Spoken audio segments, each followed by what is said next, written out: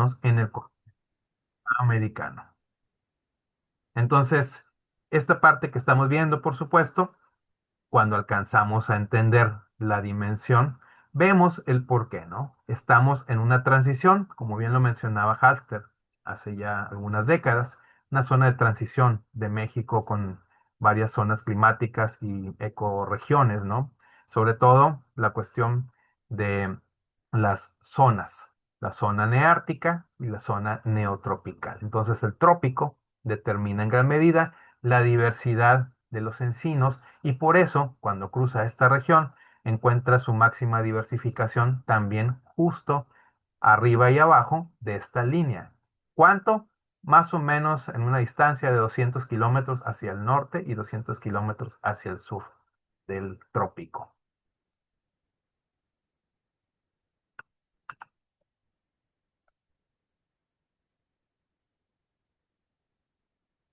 Bien, para estudiar lo que ahorita presento, realizamos pues, muchos estudios, revisiones de ejemplares de herbarios, de más de 55 herbarios nacionales e internacionales, y formamos finalmente una base de datos de unos 10,000 ejemplares que una vez ya curados y depurados, quedaron en aproximadamente 7,000 ejemplares, tanto para Tamaulipas como para Nuevo León.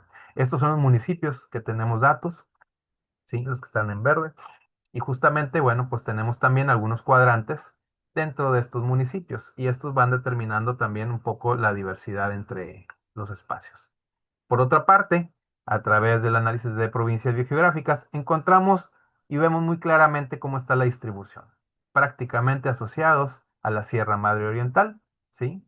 Con algunas excepciones en algunos macizos aislados, ¿sí?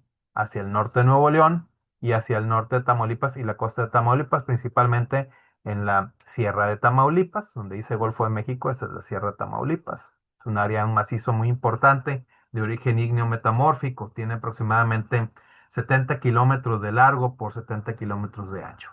Y la Sierra de San Carlos, donde están los puntos arriba, también es un aislamiento, ¿no? Biogeográfico, es una montaña que mide aproximadamente 50 por 50 kilómetros. Y hacia el norte de Nuevo León, la Sierra de Bustamante y la Sierra de Villaldama, también son importantes en cuanto a la distribución de algunos encinos.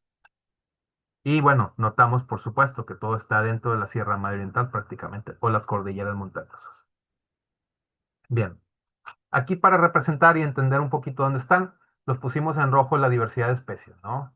En los colores más rojo o anaranjado está la mayor diversidad y entonces prácticamente, como les decía, están representados prácticamente en las montañas asociadas a la región tropical o intertropical.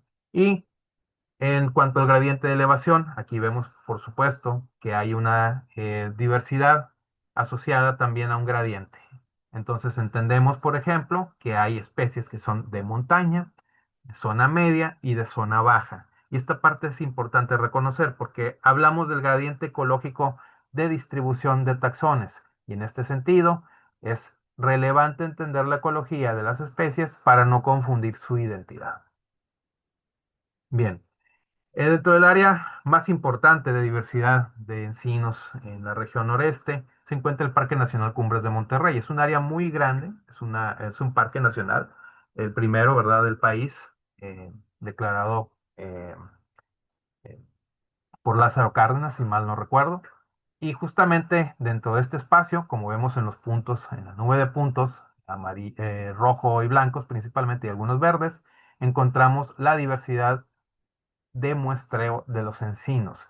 Más o menos se tienen unas 400 muestras dentro del parque que representan a 61 especies. Estas 61 especies representan aproximadamente el 60% de la riqueza estatal, ¿sí? De las 100 especies de Nuevo León, están 60 presentes en este espacio y un 30% de la riqueza nacional. Entonces, es el área geográfica o políticamente de conservación más importante en cuanto a diversidad de especies en el país. Bien, se estima además, si consideramos que hay todavía muchos huecos u omisiones de conservación y de conocimiento dentro del mismo parque, la presencia de más especies que seguramente se van a ir incorporando conforme se hagan exploraciones posteriores. Bien, el segundo espacio más importante es la Reserva de la Biosfera del Cielo, donde también ya tenemos muestreos desde hace ya varios años y al momento se conocen 42 especies, 23 encinos rojos y 19 encinos blancos. Por supuesto que también estimamos que haya más encinos dentro del polígono, al menos unas 50 especies, porque es un área muy grande también y que tiene muchos espacios inexplorados. Bien, aquí algunos ejemplos simplemente para ilustrar la diversidad foliar de algunas de estas especies, por ejemplo aquí encinos rojos, y aquí estamos observando la verdad con sus características y algunos con sus bellotas. Lo mismo que los encinos blancos y verdes, que están por aquí representados, algunas de las especies más comunes de la región.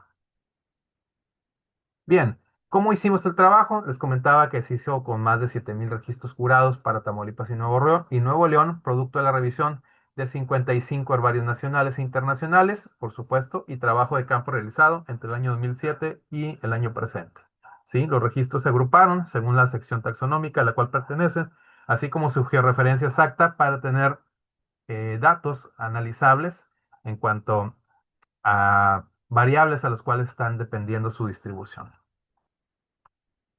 Bien, como resultados generales, ¿verdad? Encontramos que la riqueza de los encinos dentro del área corresponde a más de la mitad de las especies conocidas para el país y al menos el 30% de las especies registradas para el continente. Entonces, el noreste de México se convierte en la región más importante de diversidad de especies, el núcleo de diversificación y el área más importante de distribución actual de especies de encinos, ¿sí? Esto tiene importancia porque además representa aproximadamente entre el 15 y el 20% de los encinos conocidos en el mundo. A veces no tomamos en cuenta las escalas. El tema de las escalas es relevante para conocer nuestra diversidad. Entonces, si no comparamos o entendemos que somos un país megadiverso, pero no nos comparamos con las riquezas existentes en otros espacios, no vamos a comprender la magnitud. Y esta magnitud, pues es bastante relevante. Imagínense que en un pequeño espacio de apenas unos 400 kilómetros de longitud, existe el 20% de la diversidad de especies de un grupo, de un género que tiene distribución cosmopolita. Entonces, es muy importante y es muy relevante entender estas cifras, ¿sí? La distribución, por ejemplo, también a nivel de cuadrantes, indica que de los 30 cuadrantes que se formaron, la mitad presenta especies o registros de fagáceas. La mayor riqueza, por supuesto, ya lo observamos, ocurre en verdad en la Sierra Madre Oriental, donde existen entre 20 y 70 registradas entre los diferentes cuadrantes. Y bien, los análisis de distribución por provincia soportan los resultados obtenidos donde la provincia de la Sierra Madre Oriental alberga más del 85%, quisiera yo decir que hasta el 95% de las especies registradas para todo el noreste de México. Y el modelo digital de elevación, que muestra también por ahí, indica que la riqueza más alta ocurre entre los 500 y los 1500 metros de elevación. En Tamaulipas, mientras que en Nuevo León ocurre un poco más abajo, entre los 1000 y los 2500. Y esto puede deberse a que tiene ya una latitud superior y que tiene una influencia, ¿verdad?, más importante del desierto chihuahuense y que además pues tiene una configuración geológica también distinta a la que existe en Tamaulipas. Bien, algunas de las especies que están registradas como amenazadas o en peligro dentro de el- nuestra región, pues son estas, ¿no? Y aquí tenemos, por supuesto, que hay una diversidad muy amplia y que tiene que tener un conocimiento base para poder conservarlos y preservarlos. Encontramos finalmente que hay grupos de especies y estos grupos de especies son importantes también desde el punto de vista de la sistemática y la taxonomía porque debemos entender su agrupamiento natural y por otro lado debemos de incorporar el conocimiento actual, ¿sí? Sobre todo lo filogenético, para entender además su historia evolutiva natural. Entonces, lo que antes consideramos como sinónimos se están separando ya con algunos de estos estudios en especies independientes. Y eso nos dice mucho de la diversidad que todavía no conocemos. Por eso el incremento tan importante en alguno de estos cifras que antes eran un poco inferiores y que se está incrementando por la presencia de estas especies que están reconocidas ahora por estudios morfométricos o eh, genéticos. ¿Sí? Dentro de los encinos rojos encontramos 5 grupos importantes. Uno, el de Quercus cambi, que actualmente está asociado o lo vinculamos con otras 3 especies que son Quercus cupreata, Quercus graciliformis y Quercus robusta. Otro segundo grupo, el de Quercus acutifolia, Quercus conspersa, Furfuraceae sartorica, Lapensis, meavei y paxalensis, que es un grupo principalmente tropical, es decir, tiene una distribución principalmente en las montañas más tropicales o más húmedas de la Sierra Madre Oriental. Principalmente en Tamaulipas están todas estas especies y a Nuevo León la mitad de ellas también llegan. ¿Sí? Otro complejo de especies es el de Quercus rhizophylla, una especie que tiene una capacidad de hibridizar, es una de las pocas especies que puede hibridizarse y formar poblaciones estables naturalmente en este momento de la historia. ¿Sí? Y que tiene como especies hermanas a Quercus tenuiloba y Quercus sierramadrensis, que en algunos casos se ha especulado su origen híbrido, pero que no tenemos evidencias claras, dado que los supuestos parentales a los cuales se asocian estos híbridos no están presentes a lo largo del rango de distribución. Y eso pues, nos dice que de entrada pudieran ser especies discretas que están mal entendidas. Bien, otro grupo, el grupo 4, complejo de especies de Quercus gravesi. Ahí incluye Quercus tejana, que es un registro nuevo para México, también de esas especies que están confundidas y poco conocidas, junto con Quercus gracilirramis, Quercus cupreata lata, que posiblemente sea una especie cercana a Quercus gravesi, y Quercus runcinatifolia. Estas especies son propias de la región tejana, del sur de Texas hasta el noreste de México. Todas están presentes en Tamaulipas y Nuevo León, excepto Quercus tejana, que está solo en Coahuila al momento, pero posiblemente también en el norte de Nuevo León. Bien, y otro grupo de especies es el complejo de Quercus mexicana, junto con Quercus pabliyensis, que sería su especie hermana del norte, y Quercus confertifolia, Quercus crassipes, que tiene una distribución principalmente a lo largo del eje volcánico, pero también llegan a tener una distribución hacia el sur de Tamaulipas y Nuevo León. Bien, dentro de los encinos blancos encontramos 6 grupos de especies, mucho más diverso todavía. Y esto tiene que ver con los aspectos de aridificación que tiene, ¿verdad?, nuestra región a partir de la última era interglacial, o sea, que empieza hace unos 10, 12 mil años a deshielarse, a cambiar el clima y a hacerse más seco. Entonces, estos encinos blancos se asocian principalmente a las áreas de montaña más secas que existen en la Sierra Madre Oriental y el altiplano anexo, ¿sí? Y dentro de ellos está el grupo de especies de Quercus cordifolia, intricata, Frutex, Deliquescens, Striatula, Derrumbaderoensis y Supranítida. Algunos de ellos no lo reconocen todos los autores, pero nosotros hemos estado trabajando en campo y reconocemos muchos caracteres que los separan entre sí. Otro grupo de especies también poco conocido y que estamos también trabajando es el de Quercus glaucoides, que llega a su límite de distribución hacia el sur de Nuevo León y sur de Tamaulipas, y que dentro de los más abundantes se encuentra Quercus lacei, Porfirogenita y Brevilova en la región noreste. Brevilova solamente se encuentra en Nuevo León, no se encuentra en Tamaulipas, y tenemos un taxón que pareciera ser afín a Quercus gambelli, que no es tampoco Quercus glaucoides, ni lacei, ni Brevilova, ni Porfirogenita, que también estamos trabajando. Sin embargo, Quercus gambelli, al momento, no la hemos encontrado ni en Tamaulipas ni en Nuevo León, pero sí existe en el norte de Coahuila, en Maderas del Carmen. Entonces, es muy posible que exista, ¿verdad?, todavía en algunas áreas montañosas del norte de Nuevo León, principalmente en Bustamante o Villaldama, pero no lo hemos encontrado. Bien, otro complejo de estas especies, ¿verdad? Es el del Quercus laeta.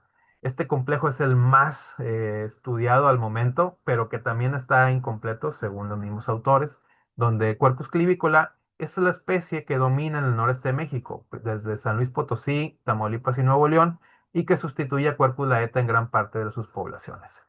Quercus laeta, por otra parte, entra poco a Tamaulipas y Nuevo León, principalmente asociado a la región del altiplano, y entonces es esa distribución la que tiene preferentemente, mientras que Quercus clivícola está en las montañas de la Sierra Madre Oriental. El resto de las especies, Quercus obtusata, oscura, transmontana, centralis, Prinopsis, pastorensis y peduncularis, están distribuidas ampliamente desde el sur del México hasta Nuevo León. Entonces, tienen una amplia distribución, incluso algunas en la Sierra Madre Occidental, por lo cual deducimos que es muy posible que alguno de estos taxones que tenemos por acá sean especies hermanas, pero genéticamente distintas a lo que existe en la Sierra Madre Occidental. Nadie ha hecho estos estudios al momento, por lo tanto no podemos saber más, ¿verdad? Pero especulamos que van a ser especies distintas. Por otro lado, hay otro complejo, Quercus greyi, Quercus alpescens, Quercus aculsingensis y Quercus arifolia. Estas son especies parecidas que tienen una morfología similar, son encinos blancos, recordemos, algunos arbustivos y otros árboles grandes que llegan a tener hasta 20 metros de altura. Entonces, aquí la similitud es que son de alta montaña o media montaña, que son especies que toleran mucho el frío y que llegan a conformar parte del paisaje de arbustivo dentro de las partes altas montañosas en la Sierra Madre Oriental en el noreste de México, desde Coahuila hasta Tamaulipas, y que pierden continuidad en gran parte en San Luis Potosí debido a la misma sierra que se convierte en una región más tropical y vuelven a aparecer hacia el área de Veracruz y Puebla. Entonces, eso es interesante, esta distribución distinta los hace especiales porque pudiera ser también taxones preferentemente de la región noreste que llegan al límite sur, ¿verdad? Hacia la región de los volcanes de Puebla y Veracruz. Entonces, aquí la especulación es esta. Los encinos son un grupo boreal, entonces, no son un grupo que se originó en el sur del país, no es un grupo tropical. La diversidad entonces está asociada hacia la región norte.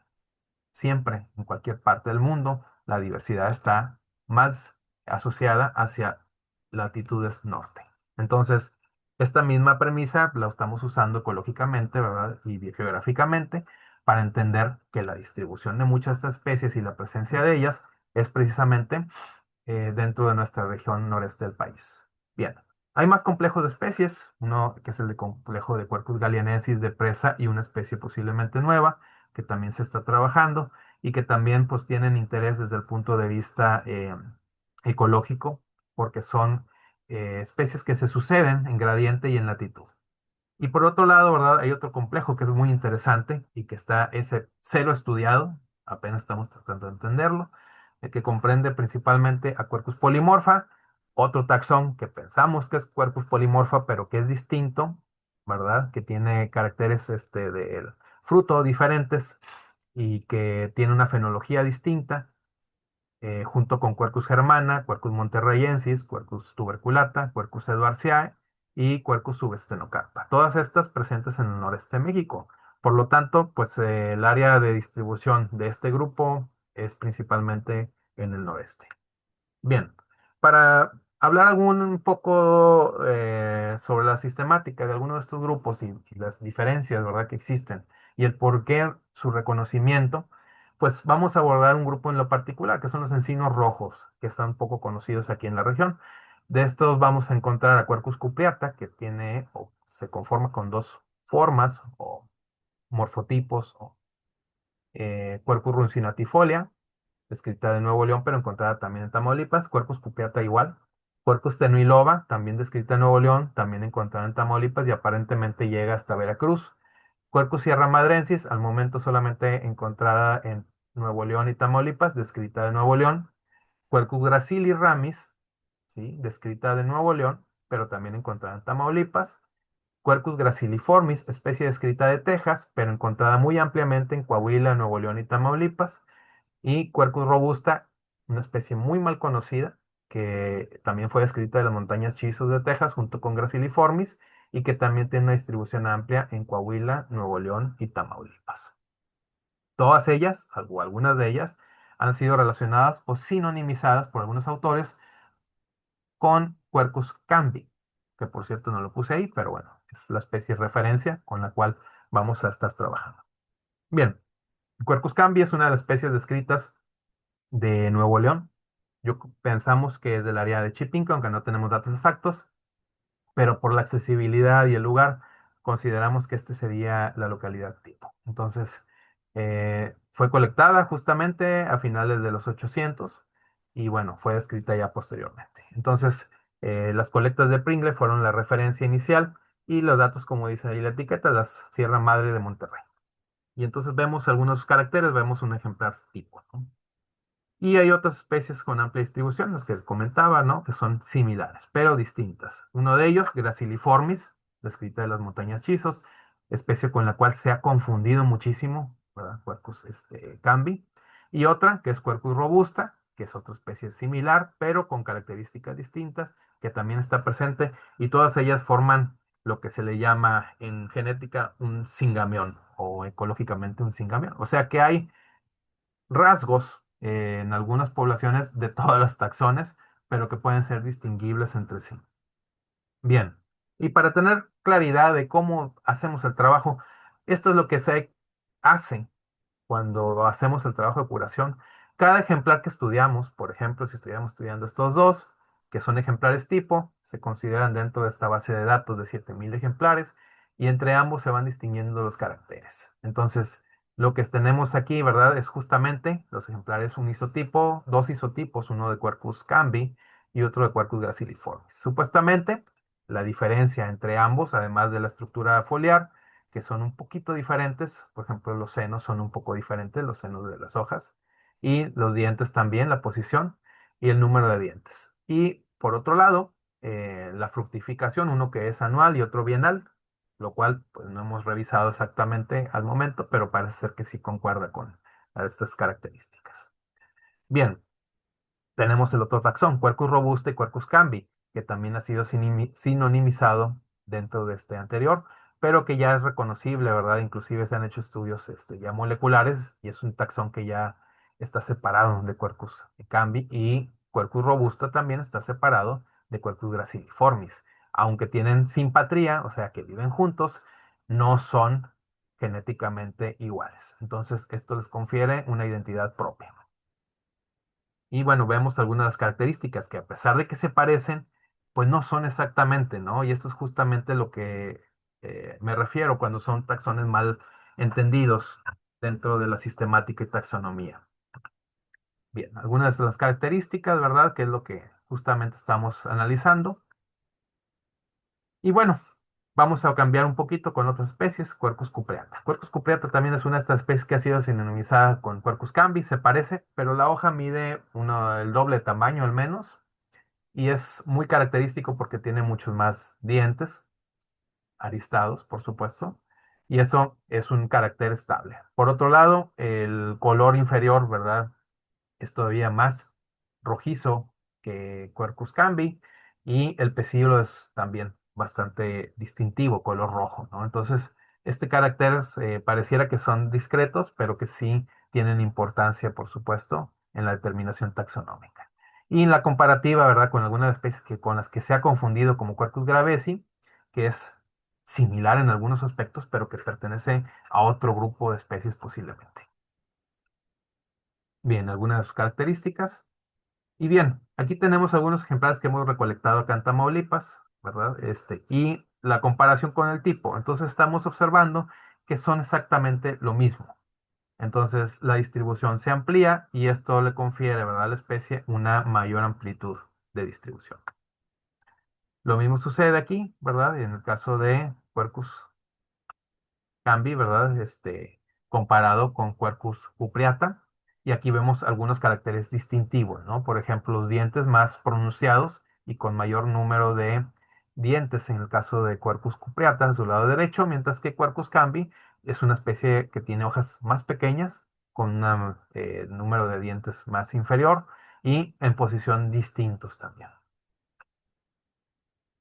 Bien, en este caso la filotaxis, o sea, la estructura foliar también es importante y por eso distinguir, ¿verdad? Estas características nos va a llevar a tener un mejor entendimiento de las especies.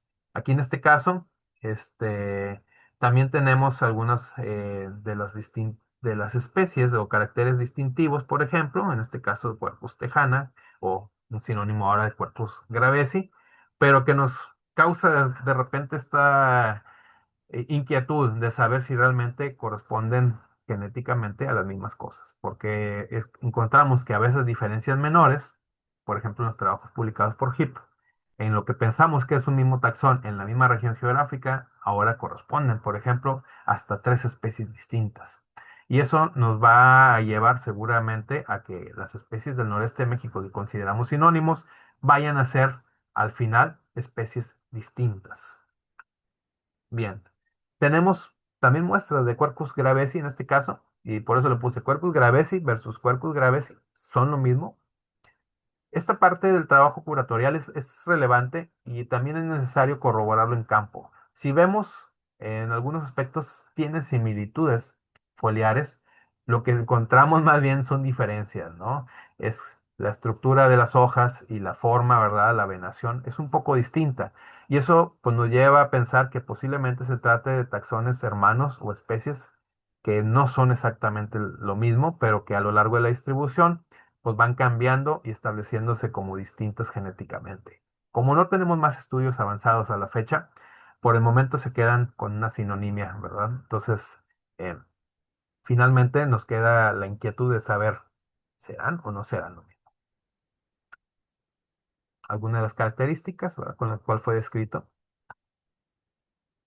Cupriata braquistaquis, lo separo porque tiene distinción, ¿verdad? Esta forma, o forma, le digo entre comillas también.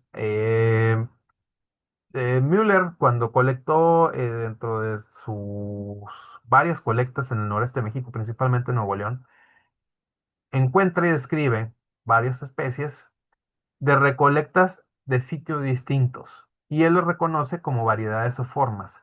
Lo que encontramos nosotros en campo es que estas formas o variedades o especies distintas tienen una distribución única en áreas distintas. Es decir, las formas no se encuentran juntas.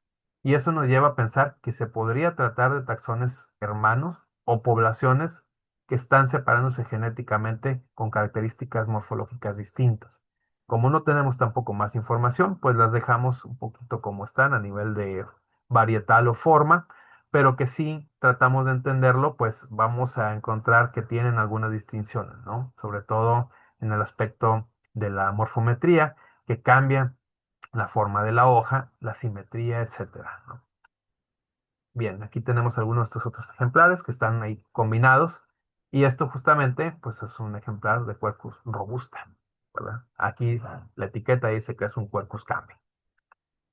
Bien, hay más ejemplares, ¿no? Donde están caracteres mezclados y en este caso pareciera que es similar al anterior, pero es otra cosa distinta, ¿no? Este es Quercus cupreata y justamente muestra el color muy cobrizo del embés. Bien, corresponde un poco a este taxón, que también lo vemos distinto. Quercus serrata, ¿no? Quercus cupreata serrata, también se describe el área de la montaña, de verdad, el área de Monterrey. Lo que hemos encontrado, ¿verdad?, es que estas poblaciones no presentan la estructura morfológica foliar del taxón con el cual fue descrito y pensamos que más bien se trata de complejos de especies que también no llegó a comprender Müller. Él, en el afán de describirlas, las incorpora dentro de un solo taxón, pero entonces el trabajo hay que hacerlo de nuevo, porque la descripción de estas especies la realiza con una combinación de caracteres de todas estas.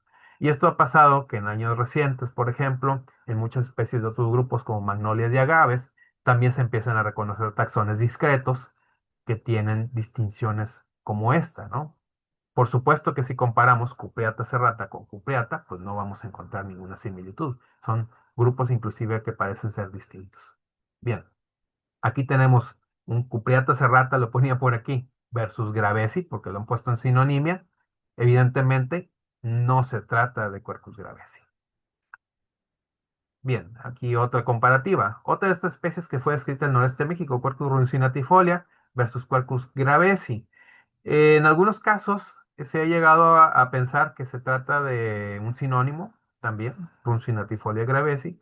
Como vemos aquí en la comparativa lado a lado, pues ni siquiera se parecen morfológicamente, ¿no? Son taxones muy diferentes, con morfología foliar distinta, y que entonces se trata de especies que son parecidas pero distintas desde el punto de vista morfológico y biogeográfico también. En el caso de Runcinatifolia, Tiene un hábito a vivir en las montañas húmedas todavía entre Nuevo León y Tamaulipas. No es común, es una especie rara y por lo tanto prácticamente es propia de los bosques húmedos o mesófilos de montaña de esta región. Bien, aquí tenemos otra comparativa de otro sinónimo con el cual se ha manifestado o sinonimizado Quercus runcinatifolia, que es Quercus jalapensis, ¿no? Quercus jalapensis, pobre especie, le ha tocado llevar todas las malas y decir que todas las especies que se parecen son Quercus jalapensis, cuando en la realidad, pues no tiene nada que ver, ¿no? Aquí encontramos una disimilitud completa tanto en la morfología foliar como en el número de dientes, ¿verdad? La venación y otros caracteres que hemos encontrado. Bien, otra de estas especies, ¿verdad? Que además dentro del complejo de Quercus jalapensis está Quercus artori, que algunos autores no lo reconocen como distinto, pero otros sí. Pensamos que sí son distintos. Y entendemos que también, ¿verdad? La morfología, aunque se llegue a acercar un poco, no necesariamente, ¿verdad? Es exactamente lo mismo. Tiene diferencias en tamaño, en la forma. Entonces, también se trata de taxones discretos que pertenecen a un grupo cercano. Bien, algunas de las características y algunos ejemplares de referencia que andan por ahí, ¿no? Si se fijan en la etiqueta dice que es Quercus cami. Entonces, bueno, evidentemente, pues no es un Quercus cami. ¿Sí? Otros ejemplares de Tamaulipas son exactamente lo mismo, ¿no? De aquí al oeste de Ciudad Victoria y corresponde, ¿verdad? Perfectamente con el taxón, inclusive con el color de las venas que se alcanzan a distinguir, que son rojizas, muy claramente igual que en el tipo de Runcinatifolia. Entonces, corresponde a la especie. ¿Qué es lo que nos indica que no son híbridos? Que no están los supuestos parentales en los espacios. Y aquí es algo importante. La producción de individuos híbridos tendría que ver con una diversidad y abundancia de los parentales para producir la misma forma, el mismo morfotipo en el mismo espacio o en espacios distintos. Y esto no sucede. Entonces, de aquí tenemos que inferir que son especies discretas, ¿verdad? Son especies o taxones que quizá estén extinguiéndose o quizá estén apenas en un proceso de evolución. Como no tenemos más datos a nivel ecológico ni genético, no podemos ahorita inferir prácticamente nada. Pero se distingue muy claramente porque tiene el pecíolo y tiene hasta dos aristas, y eso es un carácter muy interesante de este taxón. Bien, aquí algunas fotos en campo se ve. Es muy diferente, por supuesto, en vivo que el ejemplar seco. Bien, aquí tenemos otra comparativa, ¿no? De estos taxones, ¿no? Runcinatifolia lata. Aquí, ojo, hay Cupreata lata y Runcinatifolia lata. Lamentablemente, estos nombres, al estar bajo al tener esta sinonimia nomenclatural, se invalidan. Por lo tanto, si fueran especies distintas, no podríamos usar ninguno, dado que ambos fueron descritos incluso en el mismo trabajo por Müller. Y esto les confiere pues un carácter pues interesante, pero al mismo tiempo complicado porque pudo haberle puesto otro nombre, ¿verdad? Pero se usó el, el que el que le gustó, ¿verdad? Y esto lo puso en una sinonimia que no ayuda para resolver problemas. Bien, si vemos de todas maneras Runcinatifolia forma lata, que escribe justamente del área de Monterrey, vemos que tiene algunas similitudes, sí, con estos supuestos gravesi que tenemos también aquí en Tamaulipas. Entonces, pues esta parte es interesante porque de repente encontramos estos poblaciones que no tienen, ¿verdad?, un caracteres muy estables, que posiblemente sí tengan un origen de introgresión reciente o antiguo.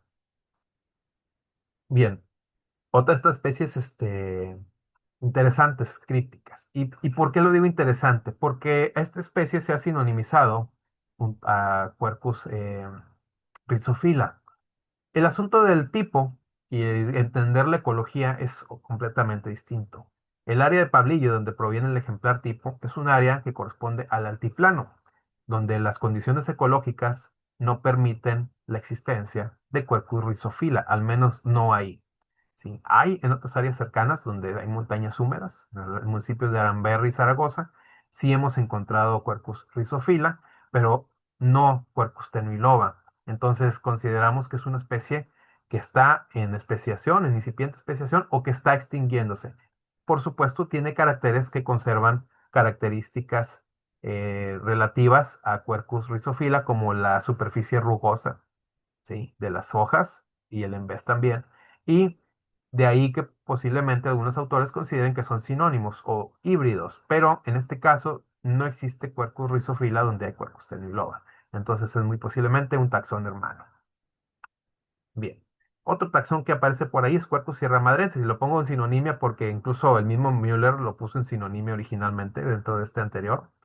Y nosotros consideramos que también es distinto. Bueno, él lo consideró inicialmente como Quercus tenuiloba, variedad o forma gracilis, que finalmente lo escribe al después. Unos años, fíjate, lo publica en el 36 como tenuiloba gracilis y en el año 42 lo republica del mismo taxón con un nombre llamado Sierra madrensis. Bien. Y encontramos esto, ¿no? Tenuiloba, ¿sí? Algunos ejemplares de Nuevo León, perdón, el tipo de la izquierda, ¿verdad? Del área de Pablillo en Galeana, y el área de la derecha, que es de también no se alcanza a ver, pero es de camino es en Montemorelos, Nuevo León. Bien, este taxón es interesante, Quercus tenuiloba hirsuta. Esto lo hemos encontrado a lo largo de Tamaulipas y Nuevo León, y aquí sí, en este caso, sí hemos encontrado que Quercus rhizophylla está asociado a esta forma, donde hay otras especies de encinos rojos como Quercus artori, Quercus jalapensis. Entonces, es muy posible que aquí sí este taxón, Quercus tenuiloba hirsuta, sí tenga un origen híbrido, ¿sí? Dado que se han encontrado los parentales juntos. Y el morfotipo con el cual fue descrito se encuentran también junto con los parentales que están disponibles. Por lo tanto, consideramos y pensamos que son especies de origen híbrido o un taxón de origen híbrido, ¿sí? Entonces, cuando hay evidencia, por supuesto, hay que notarla, porque en este caso es importante. Quercus rhizophylla es la especie que se hibridiza más fácilmente en el noreste de México, contrario al resto de las especies que tienen barreras genéticas que no le permiten, ¿verdad?, este proceso de hibridación fácilmente con otras especies. Y aparentemente también es una de las que más se usa en cultivo de estos taxones en Europa y Norteamérica, Asia, y es uno de los que más se usa para producir híbridos más vigorosos. Entonces, bueno, entonces la historia de Quercus rhizophylla nos va diciendo que es una especie importante desde el punto de vista de hibridación e introgresión, que posiblemente sí tenga injerencia con otras especies regionales, pero que tampoco la estamos entendiendo muy bien. Bien, Quercus sierramadrensis, por otro lado, también fue la que se describe, ¿verdad? Se separa de Quercus tenuiloba y entendemos por qué. Los caracteres son distintos. La forma foliar, la forma de la estructura de las venas es diferente. Y aquí encontramos un ejemplar de la derecha de Tamaulipas con el holotipo, ¿verdad? Que es de Nuevo León, que es exactamente lo mismo y pasa exactamente con la población anterior de tenuiloba típica, que no hay o no están los parentales supuestos juntos. Y no hay especies que tengan esta morfología, el tamaño de la hoja, con los cuales se pueden hibridizar y formar algo que dijeras, bueno, esto es intermedio. No existe. Es decir, los caracteres de este taxón son únicos entre los complejos de especies y por eso son importantes reconocerlos como caracteres estables. Bien, Graciliramis es un taxón que sin embargo sí es un poco más complicado. Graciliramis, si vemos incluso el ejemplar tipo, tiene dos formas. Uno que tiene hojas un poco eh, ovaladas, con dientes un poco más ovales, y otro que tiene los dientes más separados. El mismo ejemplar tipo a su mano izquierda presenta estas dos formas y eso complica al momento de entender una especie. Entonces, ¿qué es lo que estamos entendiendo aquí? Pues que posiblemente sea una especie con proceso de introgresión, posiblemente sí sea algo distinto, pero también que no tiene una estabilidad morfológica única y eso pues le da cierta variabilidad en campo que hace que no tengamos los caracteres muy claros para describir el taxón. Bien, aquí algunas de las características. Uno de los caracteres que se establece es que el fruto es bienal y eso es un carácter importante. Lo que sí encontramos es estas poblaciones, que sí llegan a reconocerse, ¿verdad? Desde el punto de vista morfológico, ¿verdad? Aquí tenemos los ejemplares tipo, que sí se alcanzan a distinguir muy bien, y algunos otros ejemplares de referencia que están por ahí, por ejemplo, este es de la Sierra Mauricio, ¿verdad? En el municipio de Santiago, Nuevo León. por la cola de caballo. Bien, tenemos esto mismo de Tamaulipas, es idéntico, ¿verdad? Y se caracteriza también porque cada diente tiene hasta tres aristas. Entonces, bien. Ah, caray.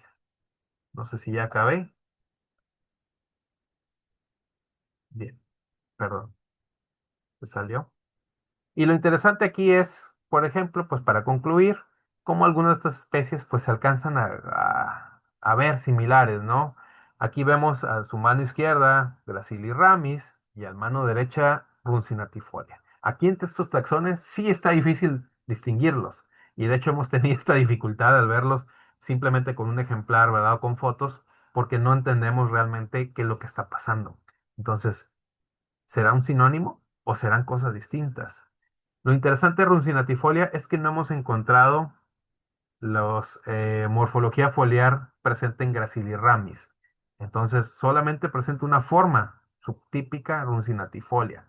Por otro lado, Gracilirramis sí hemos encontrado que tiene tanto la forma dentada, ¿verdad?, de dientes largos, como la de los dientes cortos. Y aquí es donde nos lleva a pensar que realmente pueden ser especies que están en un proceso incipiente de especiación, adaptándose a condiciones climáticas actuales o ecológicas y que no tenemos todavía pues una claridad muy certera de qué relación tiene con otras especies, por supuesto.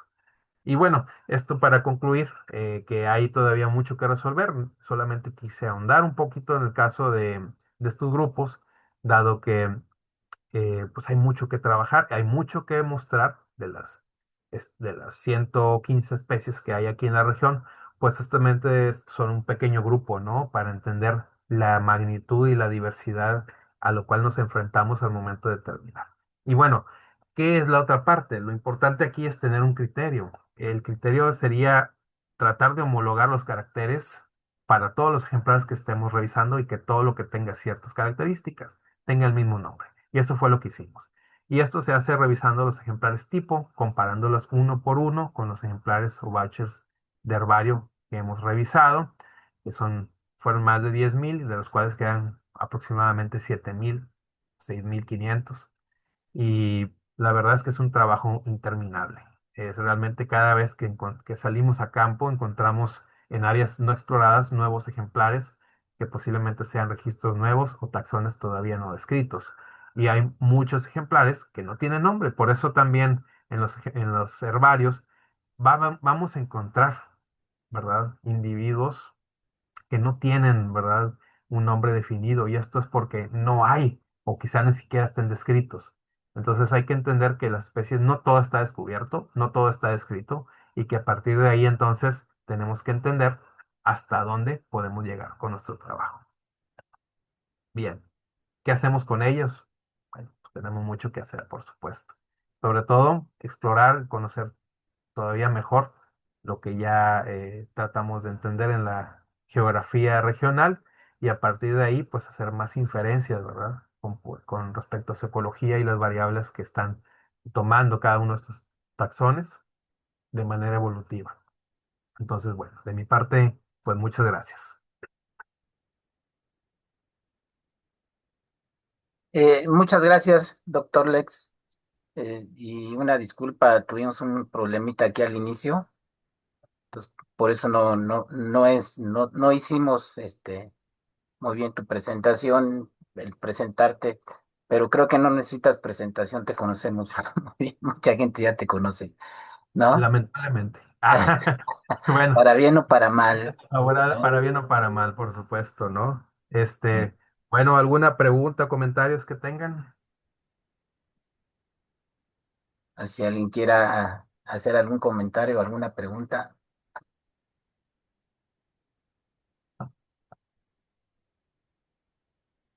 Yo sí, doctor. Este, Dime, dime. Dime, tradicionalmente se viene manejando, digamos, como la parte más rica en cuanto a especies de encinos, sí, la Sierra Madre Oriental, pero las zonas un poquito más hacia abajo, ¿no? Ujú. De esas zonas como de Hidalgo, Puebla, ¿no? Sí. así es como se viene manejando tradicionalmente, y sin embargo nos mencionas tú, de acuerdo a los trabajos que estás haciendo, que parecería que más bien es esa zona del norte la más rica. Dime, es una cuestión de falta de trabajo hacia las otras zonas o cuál es tu apreciación? O sea, si realmente si la zona que tú estás trabajando es de las más ricas o es una cuestión de que falta todavía mucho por estudiar, ¿no? Creo que es una combinación, ¿verdad? De varios factores. Uno de ellos es que históricamente el noreste de México ha sido poco explorado, principalmente por escuelas como la UNAM, ¿verdad? El Politécnico, que están en el centro del país, y se han enfocado mucho a trabajar alrededor de la Ciudad de México. Eso de entrada pues crea un sesgo, ¿verdad?, de conocimiento hacia regiones foráneas. Se representa y está muy claramente definido porque no hay estudios, por ejemplo, florísticos para gran parte del norte del país. Y los que lo han desarrollado también han enfocado su esfuerzo a generalizar los grupos, ¿verdad? Tampoco se han metido en lo particular a conocer los grupos. Y otra cuestión aquí es esto. Ha habido las tendencias, las modas, como siempre, ¿verdad? En cualquier otro grupo de plantas, las modas han definido la taxonomía y la sistemática. Entonces, estas modas, por ejemplo, de sinonimizar especies que no son cercanas, ha sido muy notable con la presencia de algunos autores que ni siquiera llegaron a publicar sus trabajos y que de ahí surge la sinonimia posterior en los años 80, 90, 2000 de lo que estamos ahora entendiendo. Antes de eso existía la diversidad de nombres. Y entonces, ¿qué es lo que pasa? Pues que tomamos una moda como referencia en lugar de tomar datos que podamos analizar. Y esto deberíamos de ser como, o servir como un ejemplo claro de que la ciencia no tiene que estar sujeto a las modas, sino a la resolución de las problemáticas que tiene, por ejemplo, en el caso de morfometría. Si tenemos herramientas para estudiarlos morfométricamente, ¿por qué no los estudiamos? Bueno, primero porque hay que conocerlos, segundo porque hay que colectarlos y para tener muestras hay que caminar mucho, hay que tener muchos años de trabajo, hay que tener muchas vueltas a campo que no se mueren los ejemplares, porque también a veces son especies que son pocas, pocos individuos, las poblaciones son dispersas, y eso causa que sean mal conocidas. Entonces, la inferencia de que las sinonimias son porque hay pocos ejemplares es una realidad. Es decir, se piensa que son simplemente una deformación del individuo, un crecimiento normal de algún otro, y se sinonimiza fácilmente, pero no es justamente lo que estamos encontrando. Nuestro objetivo fue desde el inicio encontrar cada una de las especies para tener muestras representativas y poder compararlas realmente con lo que existe. Y por otro lado, pues el sesgo de información. No es posible que tengamos inferencia de verdad sobre la diversidad de grupos cuando solamente entendemos una pequeña parte de su distribución. Eso es un problema, creo que no es nada más en cuanto a los encinos, sino que ha sido general en muchos grupos de plantas. Se ha trabajado, se ha pensado que porque ya conozco una parte del país, esto significa que ya conozco todo el país. Eso no es cierto, es una gran mentira. Y lo otro también importante, los especialistas raramente vienen al norte del país. ¿Por qué? Pues no lo sé, ¿verdad? Por falta de ganas, por falta de interés, por falta de económica, ¿verdad? Y en algún caso, platicando con alguno de ellos, les preguntaba, bueno, ¿cuántas veces ha ido a Nuevo León? Dice, bueno, fui 2 o 3 veces. Caray, yo fui más de 100, ¿no? Y sigo encontrando nuevas especies. Y eso es justamente la importancia de la frecuencia. La intensidad del muestreo tiene mucho que ver con lo que vas a encontrar. Porque si nomás muestreas 3 ocasiones en tu vida, va a ser muy difícil que vayas a encontrar la diversidad, ¿no?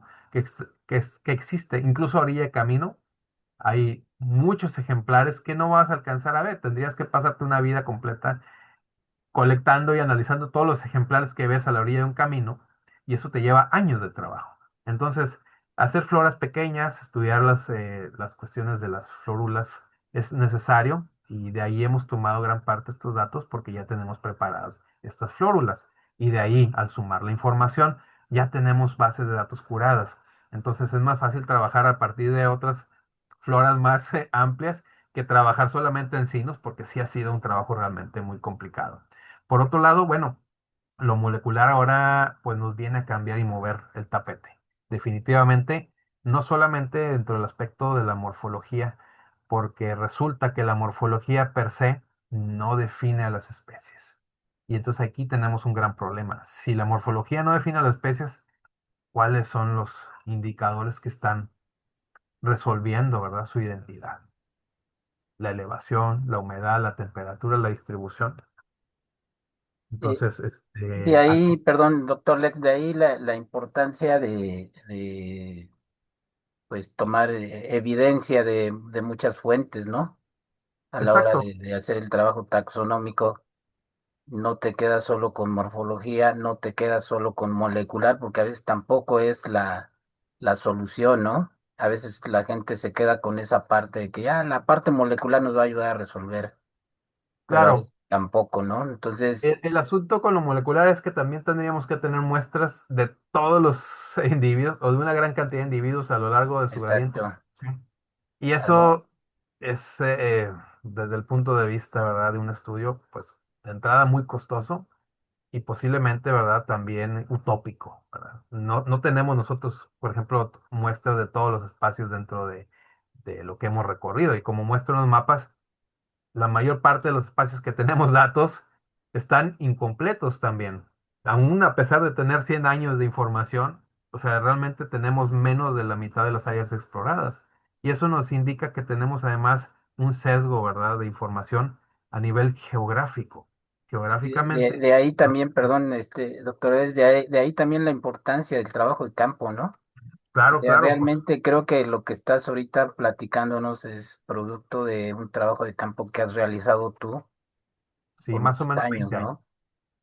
aproximadamente 20 años, y pues sí, es considerable considerando también que hay trabajos más recientes que han hecho otras propuestas, pero basados en otras metodologías o en una cantidad de muestras pues muy inferior.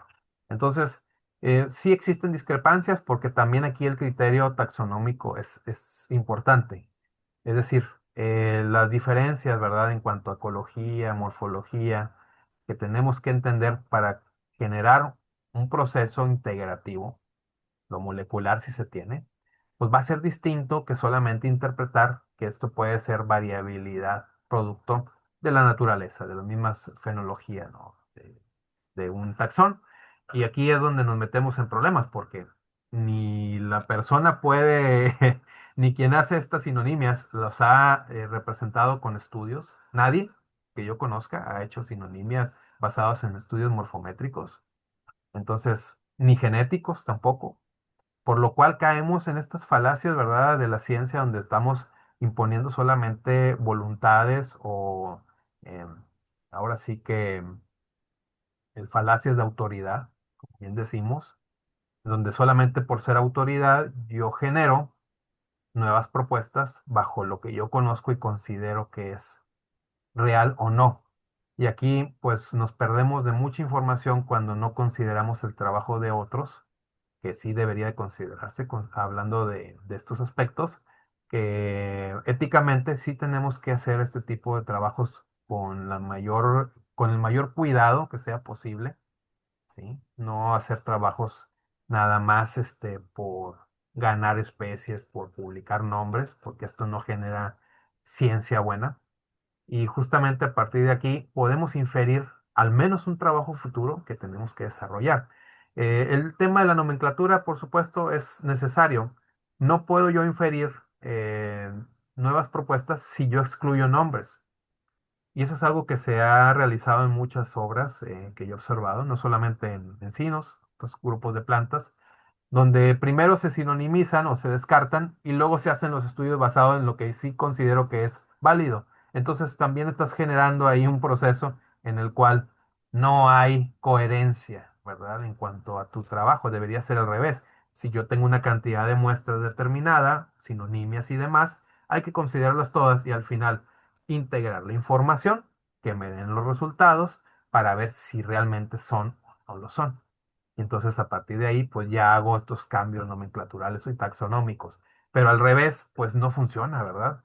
Realmente te estás echando la soga al cuello porque estás haciendo un trabajo que es inverso. Sinonimizar primero antes de tener la evidencia. Entonces, la evidencia es necesaria.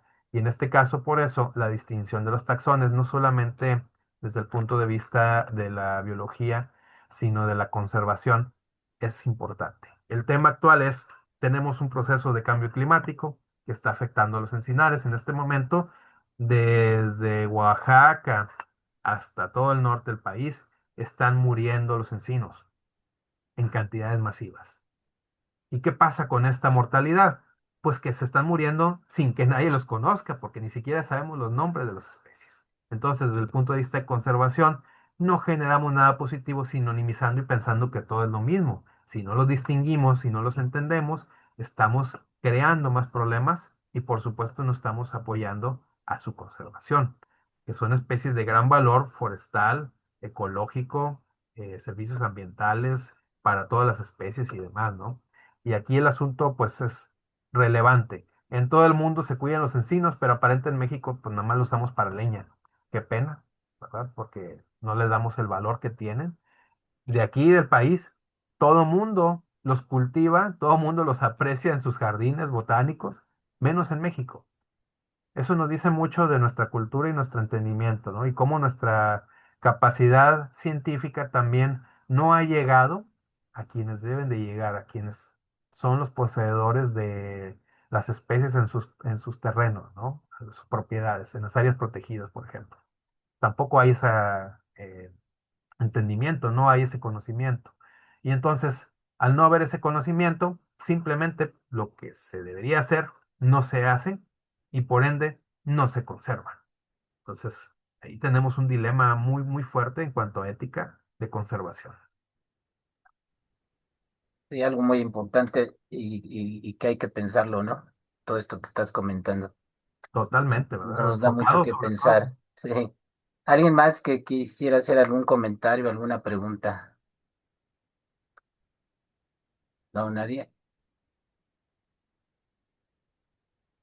Bueno, pues por cuestiones de tiempo, más que nada, doctor, si no nos pasaríamos aquí la charla como siempre, Todo el día. todo Es el día. correcto. Pero muy bien. Bueno, sin más, agradecemos al doctor Lexinium García Morales, esta plática tan interesante acerca de los encinos, un grupo muy, muy complejo, ¿no? Que creo que pues faltan muchos estudios del tipo que estás haciendo para comprenderlos, ¿no? Para entenderlos. Pero bueno, Ojalá que tengamos la oportunidad de seguir estudiándolos y aportar algo, ¿verdad? Próximamente con y que se haga mejores. ese estudio a detalle que tú estás haciendo allá en el noreste, en todas las otras partes del Híjole. país, ¿no? Bueno, pues a la fila, ¿no? Con tantas cosas que tenemos que Tantas trabajar. cosas que hay. Sí, sí, sí, Bueno, definitivamente. Muchas bueno, gracias a todos y al gracias contrario. Gracias, gracias a todos. gracias. Que estén muy bien. Hasta luego.